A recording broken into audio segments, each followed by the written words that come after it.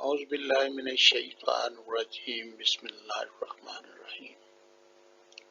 Student, ये chapter 11 और ये 5वां लेक्चर है मेरा फिजिक्स 10th क्लास से।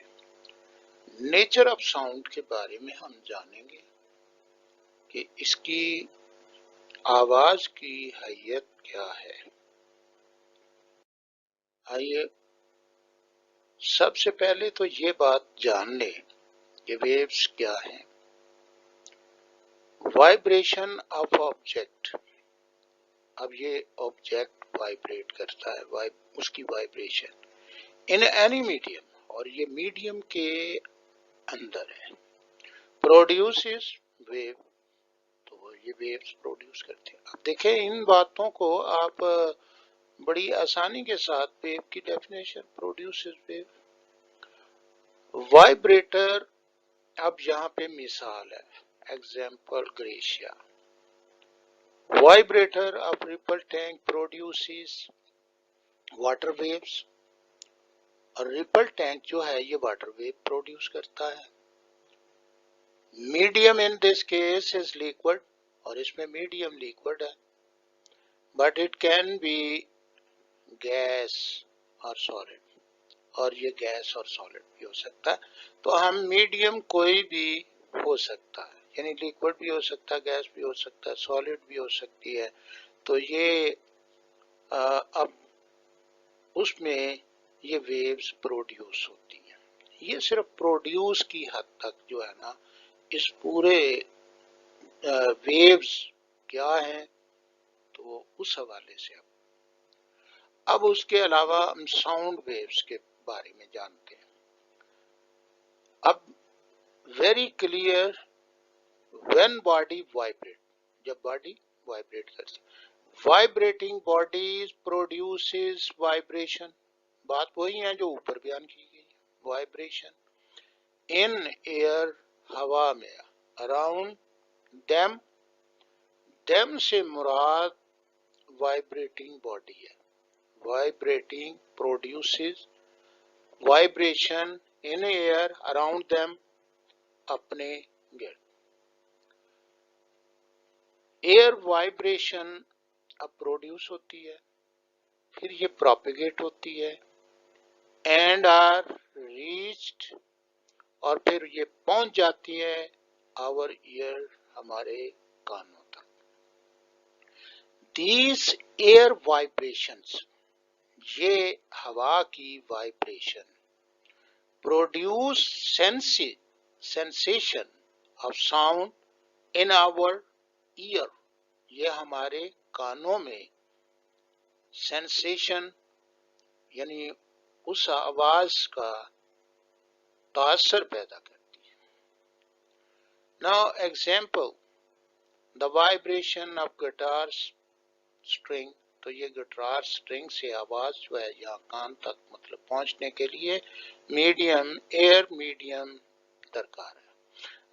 अब यहाँ पर देखिए, और फिर गिटार की आवाज स्ट्रिंग से जब प्रोड्यूस होती है तो vibration of our vocal cord, और वोकल कार्ड जो है अगर ये वाइब्रेट करते हैं तो हमारे बोलने की आवाज प्रोड्यूस होती है।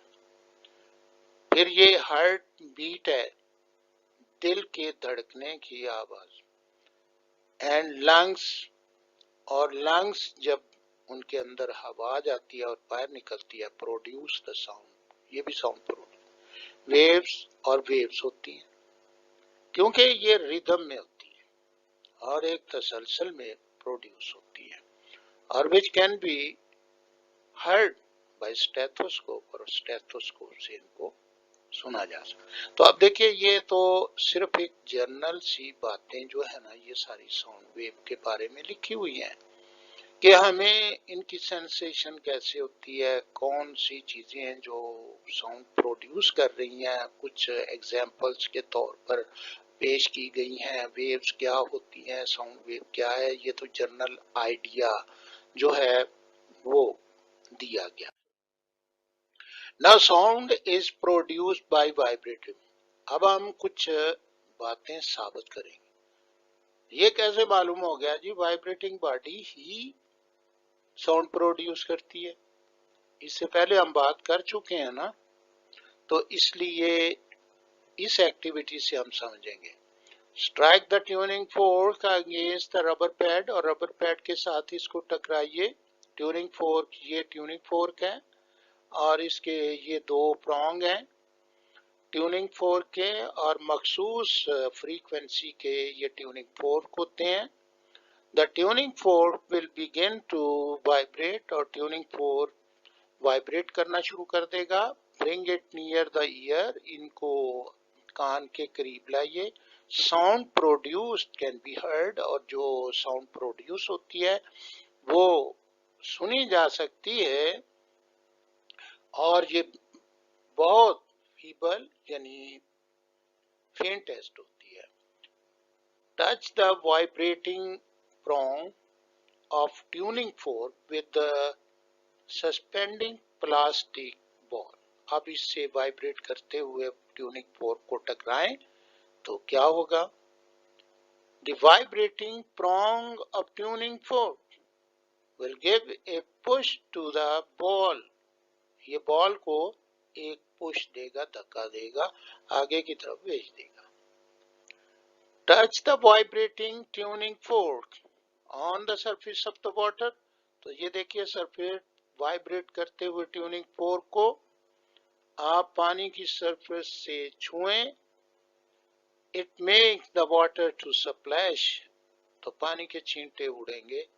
और ये इन तमाम बातों से ये बात साबित होती है, the sound is produced by vibrating body, कि वाइब्रेटिंग बॉडी वाइब्रेट करती है तो साउंड प्रोड्यूस होती है। ट्यूनिंग फोर्क वाइब्रेट करता है, उसकी आवाज आती है, हम वो सुनते हैं, और फिर उसके बाद हम कैसे जानते हैं कि ये वाइब्रेट कर रहा है तो आवाज प्रोड्यूस कर रहा है?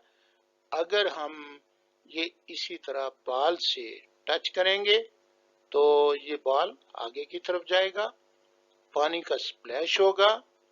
तो ये बातें जो हैं वो महसूस की जा सकती हैं, फील की जा सकती है।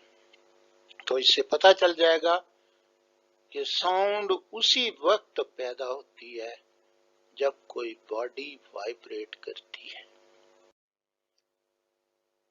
नाउ हम ये देखते हैं, मीडियम का जिक्र किया जाता है कि जी मीडियम के बगैर जो है ये इसकी प्रोपेगेशन नामुमकिन है। साउंड, अब वाइब्रेटिंग बॉडी जो है साउंड प्रोड्यूस करती है तो उसकी प्रोपेगेशन जो है वो उसके लिए मीडियम की जरूरत है। Bell jar is placed on platform of a vacuum pump. ये वैक्यूम पंप प्लेटफॉर्म है और इसके ऊपर ये आपने बेल जार जो है वो रख दिया। अब इसके अंदर जो है electric bell is suspended in the bell jar. Electric bell connected to the power supply, ये पावर सप्लाई से इसको कनेक्ट करें। On the power supply the electric bell will begin to ring, और बेल जो है वो रिंग करेगी। The sound of the bell is heard through the bell jar. Now start pumping out air from the jar. Jar से ये pump के जरिए, vacuum pump के जरिए इसमें से हवा को निकाल दें। Sound of the bell become feeble, bell की आवाज कमजोर होती जाएगी। एंड इवेंचुअली, और आखिरकार डाई आउट, खत्म हो जाएगी। When we put the air back, जब हम हवा को दोबारा दाखिल कर देते हैं इनटू जार, जार के अंदर, we can hear the sound again, हम आवाज को दोबारा सुनते हैं। अब इससे कंक्लूजन्स क्या निकलती है, नतीजा क्या निकलता है? The sound waves can only propagate in the presence of a medium, air. हवा के मीडियम की वजह से ये प्रोपेगेट कर रही है, नशरियात होती है, यानी एक जगह से दूसरी जगह। Now अब हम एक और बात कि longitudinal nature of sound wave है। साउंड वेव के नेचर जो है वो लॉन्गिट्यूडनल मैकेनिकल वेव्स है और मैकेनिकल वेव्स को अब हम साबित करते हैं। देखिए जी, इसमें propagation of sound waves expressed by vibrating tuning fork के जरिए हम इसको बयान करते हैं, एक्सप्रेस करते हैं, इसकी वजाहत करते हैं। Before vibrating the tuning fork, density of air molecule on the right side is uniform. तो ये जब वाइब्रेट नहीं कर रहा ट्यूनिंग फोर्क, इसकी राइट साइड पे एयर यूनिफॉर्म है। When the right prong of vibrating tuning fork move from mean position, ये mean position से, यानी mean position हमारा O है, O से B की जानब मूव करता है prong, it exert some pressure, ये pressure कुछ pressure डालता है on the adjacent layer, साथ वाली हवा की layer of air molecule, air molecule की जो लेयर है, तय है, उस पर प्रेशर डालता है एंड प्रोड्यूसेस ए कंप्रेशन और एक कंप्रेशन, ये कंप्रेशन प्रोड्यूस हुआ है और इसमें ओ से मीन पोजीशन से बी की जानब जाते हुए। Now this compressed air layer compresses the layer next to it, और ये next layer को compress करती है। और ये बात आपने बड़े ध्यान से, कंप्रेशन जो प्रोड्यूस होता है ट्यूनिंग फोर्क के प्रोंग से, ये कंप्रेशन जो है फिर ये कंप्रेस्ड करता है एयर लेयर को, ये नेक्स्ट टू इट जो इसके आगे होती है। ये देखिए, यहां उसने आगे जो हवा थी उसको कंप्रेस कर दिया और इस तरह a moment later prong begins to move from B to A, और ये यहाँ A की जानब इस तरफ को मूव करना शुरू कर देता है, लेफ्ट की जानब toward B, toward A। Now the pressure in the adjacent layer में pressure decrease हो जाता है, decreases and rarefaction is produced, और rarefaction produce होता है। This rarefaction is transferred to the air layer next to it and so on, और इसी तरह फिर आगे बढ़ते जाते हैं rarefaction।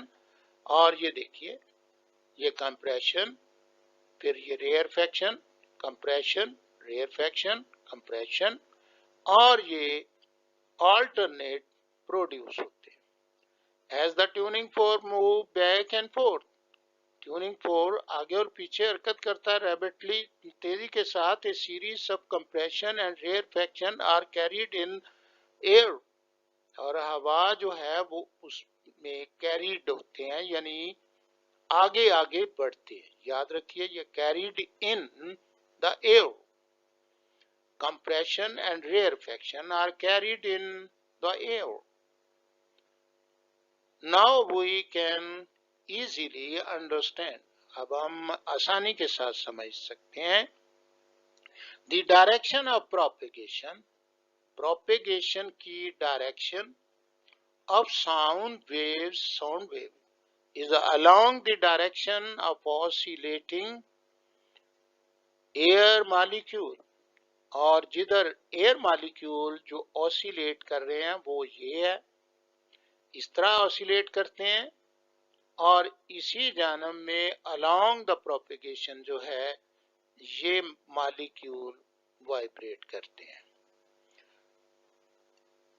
ये बात जो ये नुक्ता है, it defines the nature of the sound, ये साउंड की नेचर को डिफाइन करता है कि it is longitudinal. These are longitudinal. These sound waves are longitudinal. The distance between two consecutive compression or rarefaction is the wavelength of the. तो ये two distance between the two, दो consecutive compression, दो compression मुसलसल तसलसल के साथ जो है और रेयरफेक्शन या फिर रेयरफेक्शन, ये वेवलेंथ, यहाँ वेवलेंथ की डेफिनेशन आ जाती है जो कि लॉन्गिट्यूडनल के हवाले से है।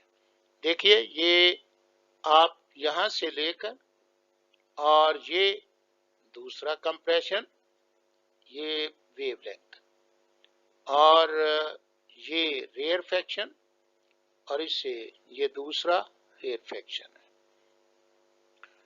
नाउ